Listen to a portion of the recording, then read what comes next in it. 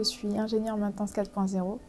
J'ai été embauchée dans l'entreprise en mai 2022. Mon travail principal, ça va être de développer les projets de maintenance 4.0 chez nos clients.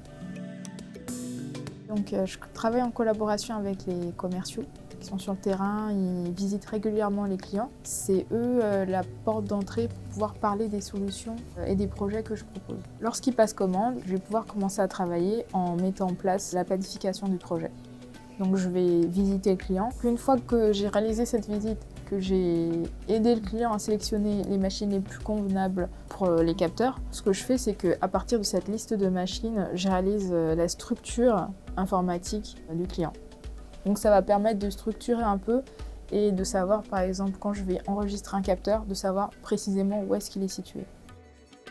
Concernant l'installation, ce qui va être important, ça va être de pouvoir avoir un boîtier de connexion qui est déjà prêt en amont, donc s'assurer qu'on a des cartes SIM fonctionnelles, etc. Accompagné du technicien, j'installe le boîtier de connexion qui va permettre la connexion Internet. Et ensuite, le second travail, c'est de pouvoir préparer les surfaces sur les moteurs. Si la pastille est très bien collée, le capteur sera bien collé et il n'y aura pas de vibration parasite. Et ce qui est aussi important, une fois qu'on a fait toute cette installation de capteur, c'est de pouvoir former le client pour qu'il puisse utiliser la plateforme Rubix Condition Monitoring.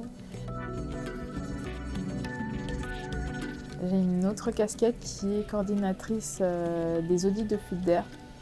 Donc les audits de fuite d'air, ça va être un technicien qui va sur le site d'un client et qui va en fait scanner avec un appareil de détection de fuite les réseaux d'air comprimé du client.